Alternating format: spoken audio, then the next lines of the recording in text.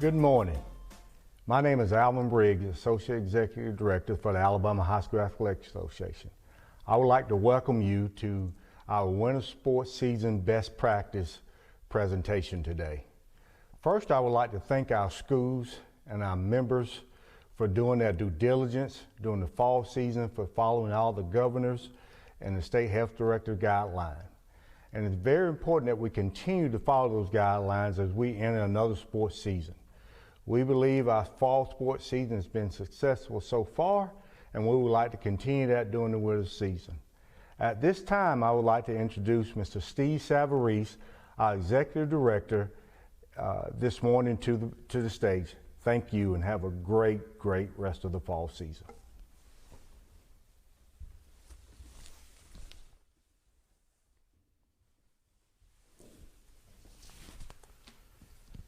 Thank you, Alvin, and I appreciate all you do every day here at the association. Before I begin outlining the winter sports season, I truly want to thank each of our member schools for their dedication and commitment regarding our fall sports best practices, thus allowing our students the opportunity to participate in fall sport activities. While we continue to face numerous health-related challenges, our school's commitment to student safety, their everyday flexibility and understanding, along with our wonderful healthcare professionals, have enabled us to be where we are today. While we are truly thankful that yesterday and the day before, we crowned 7 volleyball champions. Soon we'll begin our cross-country sectionals, start football playoffs next week, and our swimming championships. We will continue to analyze important health data daily, continue to make current decisions, but we truly look forward to our winter sports seasons. I'm pleased and grateful and prayerfully thankful of where we are today. Please understand, as we conclude our fall sport championships, we're going to continue to encounter challenges such as ticket limitations as we limit attendance to 33% of max capacity, coaching pass limitations as the Alabama High School Athletic Directors and Coaches Association has limited coaches pass attendance until we reach the state finals, where capacities are much larger. We do this so we enable local communities, the parents of the players, the band, the cheerleaders to attend our contest. And we always will accept the passes from the participating schools. I thank you very much for your understanding, allowing our schools to maximize local attendance, and very important to our schools. This is also very exciting because we are beginning our winter sports season. I'm extremely thankful we've made it this far, but understandably we still have a long way to go with COVID-19, as it's still prevalent in our communities, and recently in some areas of the state, cases have been increasing. If you think back to June, September, when cases were truly on the decline, all of us were very conscious regarding COVID-19 protocols and AHSA best practices, as well as staying updated on the latest health-related issues. Today, I'm a little more concerned that some of us, understandably, are showing signs of COVID fatigue. I encourage you to remain diligent with all health-related practices. And as winter approaches, as well as the flu season, it's going to be even more important with indoor activities to remain diligent in our best health-related practices. As we begin our winter season, I want to thank the AHSA staff for the outstanding job they have done preparing these guidelines under the leadership of Jamie Lee, director of the Alabama High School and Athletic Directors and Coaches Association, who chaired our Winter Sports Best Practice Guidelines project. I thank all of them for their tireless efforts implementing these best practices, their commitment to keeping the best practices updated with the newest and latest health information, and more importantly, to the overall health and safety of our student athletes. I also want to thank the 37 members of our Winter Sport Task Force for their input regarding these best practice guidelines. We also must thank our Central Board of Control under the leadership of new President Van Phillips. Now, Van is not a new guy, but he's our new president, and he is the principal from Center Point High School. And our current Vice President, Mike Welch, is the incoming superintendent for Cherokee County Schools. Their commitment to our student athlete is evident in everything we do. I would also like for us to remember our contest officials, many of whom are of moderate age. Thank you, all our officials, for your commitment to our student athletes. Our association appreciates your service.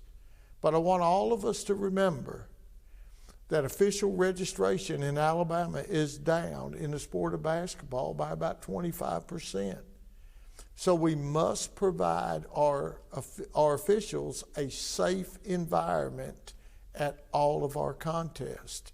If we don't do that, we'll end up not being able to host contests.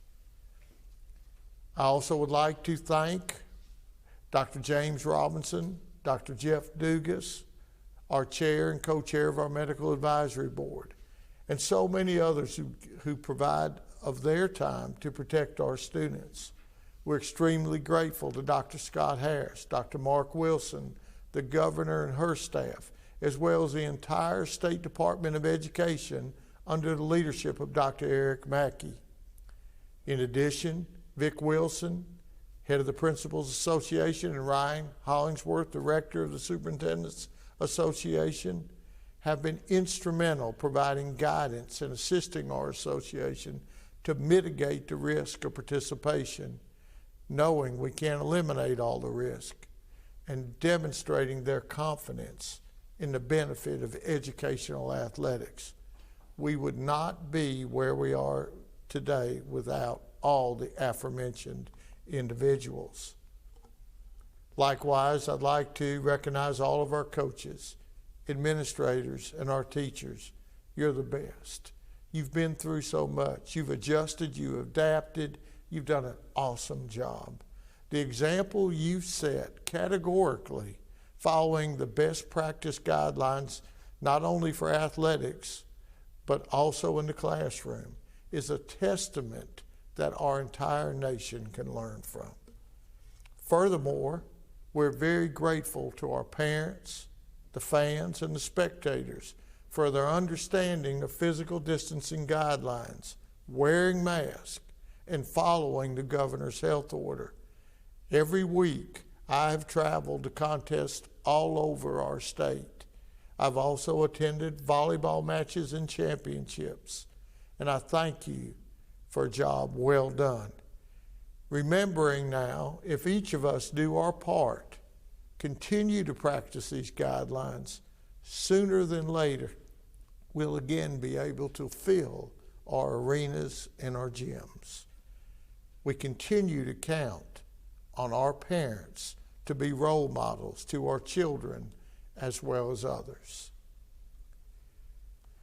As most of our schools participate in athletics, this association remains with the position that any school remaining uncomfortable with participation, either as an individual or system, has that right.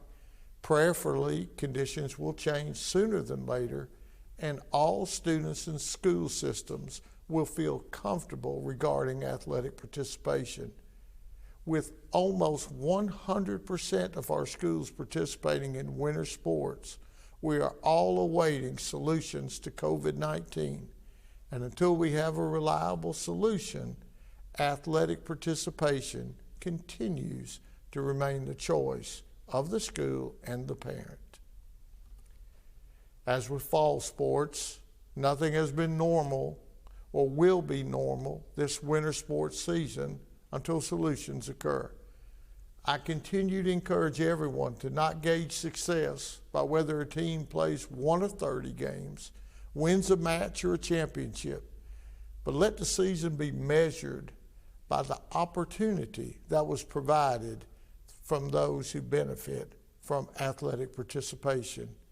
It's not who is playing this week or about winning championships, but the fact that everyone has the opportunity. Now, we understand that not everyone can attend a contest, so we are extremely grateful for the NFHS network, WOTM TV, and the AHS AA radio network for broadcasting multiple contests. If your school is not streaming AHSA content on the NFHS network, please encourage them to do so. It's of no cost to the school and works extremely well. Schools will have winter sport attendance restrictions, and the NFHS network is more important to those school communities more than ever before. Literally, every school has the opportunity to place a camera in their gyms and to broadcast live stream that content to everyone, and we encourage them to do so. As we conclude our fall sport championships and begin our winter sport championships, I'm just as thrilled to watch our student and coaches and administrators as any time in my career. Watching our students escape from real world issues, if only for a couple of hours, is worth all the effort put forth by all of us. As we continue sport, things may look different, and we may all be a little inconvenienced, but the goal is still the same: building character as well as leaders through educational athletics, and most importantly, allowing our children to have their childhood. Lastly, I want to thank you very much for your understanding, flexibility, and cooperation as we move into our winter sports. I pray that God will continue to bless all of you. I pray that you will remain safe. And I ask all of you to continue to pray for all those affected. God bless. Have a great day. It is now my privilege to introduce the person who is responsible for putting forth these best practices, our director of the Alabama High School Athletic Directors and Coaches Association, also the director of basketball, does a wonderful, wonderful job for our association. Please welcome Jamie Lee.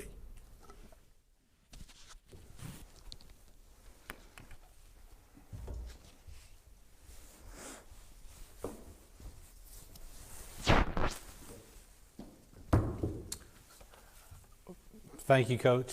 I appreciate that very, very much. And good morning, and thank you for being with us.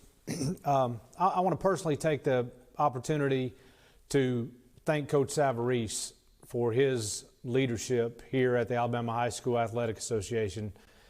And my 20-plus years of coaching, being in my own little world, probably didn't give a whole lot of thought to all the decisions and all the questions and problems and solutions that arise out of this office at the Alabama High School Athletic Association. But now that I've been here a while, I would imagine many of you were in the same boat. You don't really give thought to all of the issues that come up that the AHSA has to deal with. And I can assure you, no one gets more calls and more emails than Coach Savarese concerning high school athletics. And I just appreciate his leadership and appreciate what he does for our office and all of our member schools throughout our state, and what he has done to get us to this point to where we can compete, and our student athletes have been able to compete this fall. So I'm very thankful for his leadership.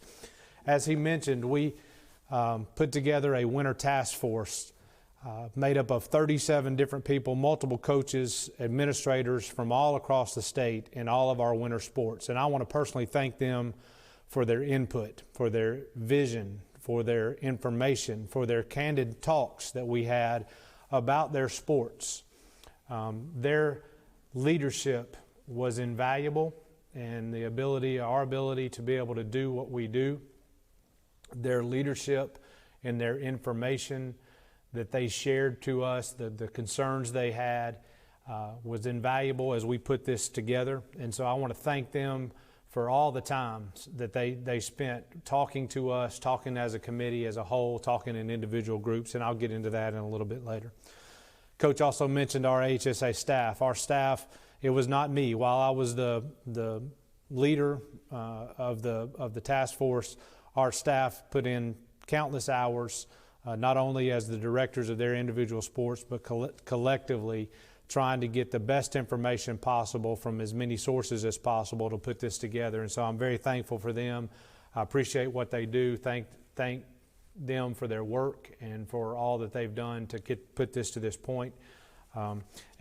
They've done a fantastic job keeping me in line and keeping this thing going. So I want to give you a little bit of background about where we came from, how this came about. Like I mentioned, we put a task force together of coaches in all the winter sports to get information and have dialogue from those coaches. We also had administrators involved, and as well as Coach Savarese mentioned, our medical advisory board, Dr. Jimmy Robinson and Dr. Jeff Dugas, helped us with get to this point. As we met through Zoom calls, team meeting calls, virtually, not only as a large group, but multiple times as small groups within each individual sports, it became evident not only the concerns we have, but the passion of our coaches to try to get to a season, to try to make sure that we do the right things to try to get to a season, to keep our students healthy, our communities healthy and safe, and with the ultimate goal, as was the fall championships, and that is to get to a championship in the winter. As we get moving to the first of the next year, to be able to have a championship in bowling, in indoor track, in wrestling, and basketball. And so ultimately this document was laid out in front with that in mind, to try to get to a championship, to have a season in hopes to try to get to a championship. This is a very fluid document, as Coach mentioned, and I want to make very clear that we have done our best and will continue to do our best to try to stay current with the ADPH's current guidelines, as well as the governor's, whatever the governor's state health order is. And so we will do our best to try to stay current. So it's possible that this document could change.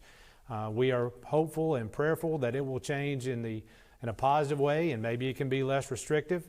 But if things turn in the other way and we have to go more restrictive, then obviously that's what we need to do. But we are going to stay current with the guidelines laid out by the State Department of Public Health and our governor's office. The document can be found right on the very front page of our website. Go to ahsa.com, and it says Winter Best Practice Document is right there on the front page. You can click that, and any link that we might address or might mention here in just the next few minutes or two will be right there in that document. So as I wanted to hit some high points today of the document, to go through some of it, and again, you can find this document on our website in its entirety, and know that as it is updated from time to time, we will update it on our website. Matter of fact, the one that has been on there for a couple of weeks now was just updated this morning with a new statement that I'll address here in just a minute, so know that we will continue to keep it updated. I want to draw your attention to the very first paragraph under the purpose of this document, and that is, again, that all local and school administration should stay familiar with all the minimum requirements of the current state health order. This document in its entirety overall will continue to go back to that state health order. We will focus on that state health order and whatever guidelines are set place. So make sure that you, as a school administration, you are familiar with what the current state order says, in particular paragraph 11, which deals with athletics, athletic contests, and the like. So please make sure that you're up to date on that. In addition, I want to remind you, back in July the 23rd, I think it was, somewhere in that neighborhood, we released the fall sports best practices. And so this document for winter sports is similar in a lot of ways. There are a lot of things that are very similar to that fall document. And so please keep in mind that we sometimes in this winter sport document we address or mention the fall sports document, so you can always go back to that. And it is still on our website. It was last updated on September the 10th, and so there are some things in there. Some general education that I want to mention, and again, it's very current to the health document, but I think this is very important. I'm just going to read this verbatim. The state health order requires players, coaches, officials, and spectators to refrain from congregating within 6 feet of a person from another household, except to the extent necessary for players, coaches, and officials to directly participate in the activity. And then it states that when physical distancing cannot be maintained, facial coverings must be worn.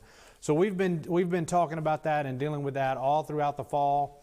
Obviously, it's going to stay in place throughout the winter as long as that is in the governor's health order. And so we can't encourage you enough to make sure that as you set the capacities in your gym and you start talking about your gymnasiums for your wrestling tournaments and your wrestling events and your basketball events, that you are paying attention to that state order, health order, and making sure that your students and your crowd socially distances and wears those facial coverings.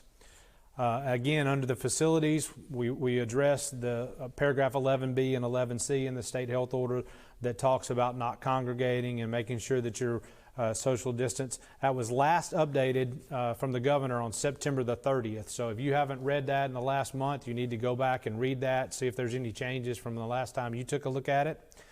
And we know that she's planning on that health order ends on November the 8th, so we would expect some type of update sometime within the next week or so from our governor's office.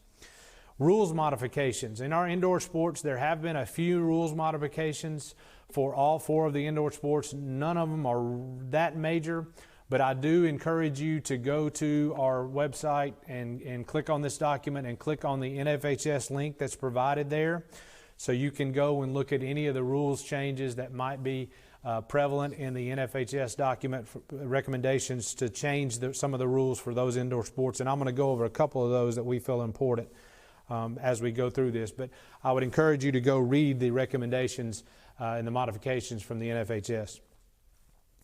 Coach mentioned officials, and as our office, one of our gravest concerns is not only capacities in our gymnasiums, but the health and safety of our officials. He mentioned that in basketball, the sport of basketball in particular, is down about 25% in terms of the officials.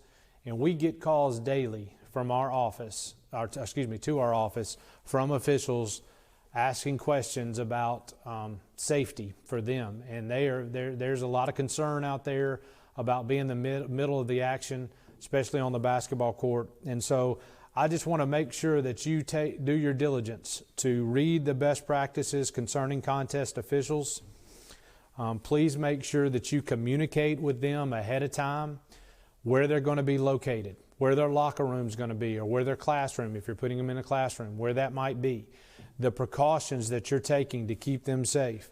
Please make sure they know any local restrictions that your community might have that they might need to be aware of. Please make sure you do your best to keep their dressing room and locker room clean ahead of time. Maybe put some hand sanitizer in there, soap and water. If soap and water is not available, if it's not a locker room, put some hand sanitizer in there and keep them safe from that standpoint. But I would just beg of you to make sure that your officials feel safe when they come in the gym. We are going to ask all of our officials, it has already been mentioned to them several times and we'll continue to make sure they find home management as soon as they walk in the door, and they discuss all the game management issues that they might have related to COVID with the home management, and you guys make sure that you take care of them to the best of their ability. There are a couple things we'll mention about basketball as we get into that in just a moment. Ticketing. If you have not done your diligence in football season, volleyball season with digital ticketing, we want to encourage you to do the digital ticketing through your school. It'll make things easier for you, and it's all said and done. As we get into the best practices for each individual sport, we'll start with the sport of basketball. And right at the very first bullet, it mentions to you that attendance to events cannot exceed whatever the current state health order is. I want to remind you that let's just say we have a basketball game and we have 3 teams playing in a night. So we have our JV team playing and our boys and girls varsity. If your gym capacity is set at 350 people and after that JV boys game or girls game, those students end up in the stands, then you need to remember those students count towards your capacity. And so please, please, please make sure that you have studied your gyms, figured out how you're going to sit your people, know what capacity you can put in your gyms, and keep in mind your teams that have just finished a game will move into that crowd in most cases. So we ask you to look at that and continue to look at paragraph 11 of the state health order. On Monday, we sent out a email to all principals, superintendents, athletic directors, and the basketball coaches with a new update already that has been added to this document effective this morning, so it is updated online now, with a statement that says the AHSA recommends that all spectators, fans, cheerleaders, etc., be a minimum of 6 feet away from the playing surface. So I know in all of my years coaching basketball, there were many times, and in our home gym it was the same way, that especially across from the benches, the team benches, that first row of bleachers was basically right on the court. And so it is our recommendation that every gym do what they have to do to maintain a 6-foot spacing between the playing surface and that first line of crowd. Those first spectators, and that includes your cheerleaders. We have stated that clearly to our officials. Our officials know that, and so they may come to you during the course of the game and say, look, we've got to get our fans pushed back. Again, anything we can do to keep our officials feeling safe in that game to be able to play the way it needs to be played. A couple things relative to the game that our basketball coaches know or should know that'll be prevalent to the administration as well is we've asked all of our officials to host their pregame meetings at the center circle. They will meet with the coaches first, one coach from each team, the head coach from each team first. Then they'll bring one captain to the center circle to meet with the official, just a captain and an official. So we've really tried to limit those pregame meetings. We're asking you to do away with all pregame handshakes, fist bumps, anything like that with the other team as well as with the officials that have become prevalent in the sport of basketball. We're asking all that to be taken away. There are other things that are relative to contest management. I know you can read through, and if you have any questions, reach out to me. I do want to mention area contest. It is very important that all area contests be played as early as possible. Now, I know basketball coaches don't really want to do that, and I understand, but you need to make all considerations possible to try to get those games in as early as you can, just in case something were to happen in mid-January, late January, and you have some COVID issues on your team and you have to cancel those area games. You need to be aware, and it's the second bullet under contests, area contest, that if an area game is canceled for any reasons, the schools have to reschedule that area game no later than February 2nd. That's the drop-dead date for area games, have to be played by February 2nd. And so we would ask you to make sure all those games are rescheduled before then. And if for some reason an area game cannot be rescheduled before February 2nd, the team that canceled that contest will be given a forfeit. And so understand that all contests will count. If it's a canceled game and you're not able to make it up an area game, then the team that had to cancel that game will receive a forfeit, and it will go on your area record when it comes to seeding for the area tournament. The biggest issue or fear, if that's what you want to call it, that we really worry about our office is these holiday Christmas tournaments, Thanksgiving tournaments, Christmas tournaments, the large tournaments that have been prevalent in the sport of basketball that we understand are big money makers. So I have spoken with many of you coaches, many of you athletic directors, but again, we put it in our document. The number of teams, you really need to consider how you're going to do that. We recommend you limit those teams If you're going to play it in one facility, you limit those teams to a smaller number than normal. Maybe you still want to have a 16-team tournament, but you do it in multiple facilities instead of playing all 8 games in one day in one gym. You're going to have the ability to clean those facilities in between games to get those fans in and out. Also, I think it's important that you make sure when you're having your tournaments that you have an entrance and an exit for your teams and your officials that are separate from the general population. Finally, I want to mention team benches. Understand that your team benches can start at the timeline, the coaching box, and go all the way as far as you need to go to socially distance those student athletes. But your student athletes need to make sure they sit more than 6 feet apart. When they're on the bench, they're wearing a facial covering. All of our coaches should wear a facial covering unless they're actively coaching in the game. So pretty much all your assistants should always have a facial covering on during the contest. Bowling, so much of the bowling limitations will come down to the bowling facilities, the local bowling facilities. They will set the attendance capacity. They will set the number of people they're going to allow in the bowling facility to watch the event or to participate in the event. That's based on those local guidelines that they have. So much of the bowling is really going to come down to your local centers. So I would make sure that I contact them. I knew exactly what they expected of you as an administration and as a team when it comes to the number of people that might be able to come in and watch that event. A couple of things that I think are important from a changing the bowling standpoint, or things that we've asked you to do, is one, we're not going to alternate lanes between games. We're going to get on a lane and stay on that one lane. There is one mistake that we will update in the event, and that is it says bowlers will be limited to 1 ball per contest. It actually means 1 ball in the carrier, and so they can actually use 2 balls in the event, but only 1 ball in the carrier during that time. So that is something that we will update and make sure is corrected on this. But bowling is a great event. We'll have a great season.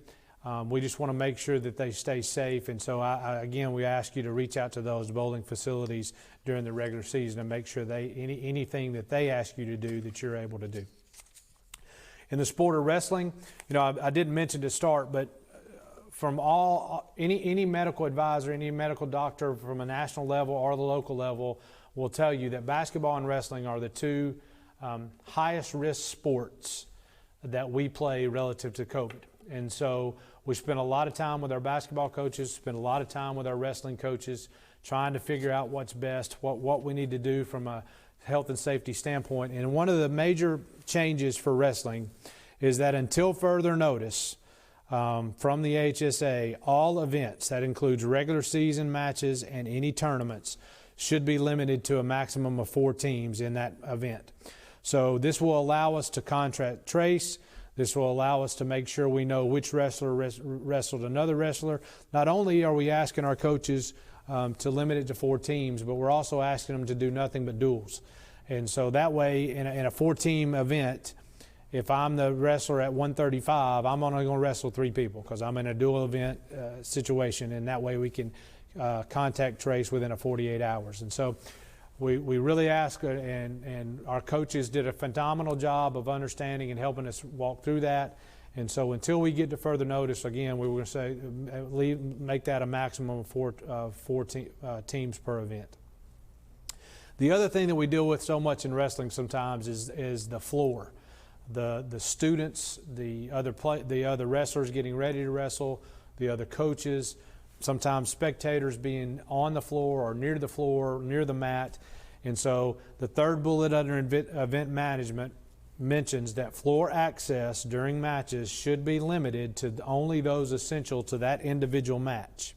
And so what is that? Well, we consider that the 2 wrestlers, the 2 coaches, all right, so 1 coach per team, the referee, the timekeeper, and any medical staff that might need to be by. That is the only people that should be on that mat or near that mat during an individual event. So we're going to ask and make sure that our coaches do their diligence to keep everyone else away, socially away from the mat, so that we can keep that mat area clean.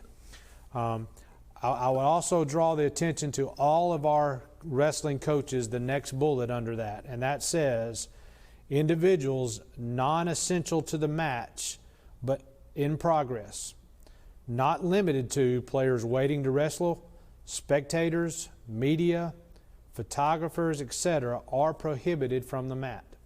And then it states very clearly that failure to abide by this safety protocol will, at the discretion of the meet official, result in a loss of team points. So that official has the ability, if the teams will not adhere to that, to take away team points during that as a federation rule that we will abide by. And so I want to make sure that all of our coaches understand that. The normal things we would do that we've talked to you about in football and volleyball and cross country, with the cleaning of the mat, cleaning of the benches, keeping your hands sanitized, all those things are in every part of this, and so I would encourage you to read that, as well as the locker rooms situation. Indoor track, the thing that I want to draw your attention to, we basically have one indoor track facility in the city of Birmingham, Crossplex. They did a phenomenal job this past week with volleyball championships. I was very impressed with them, with the leadership of our ladies, Denise Ainsworth and Kim Vickers, helping them get that volleyball event the way it should have been in terms of getting fans in and out, contestants, the players, student athletes being able to compete. They did a great job, and so I know they will continue to do a great job during indoor. The Crossplex has set a maximum attendance as of today of 950 people in that Crossplex for every indoor track meet. Now that's today's number.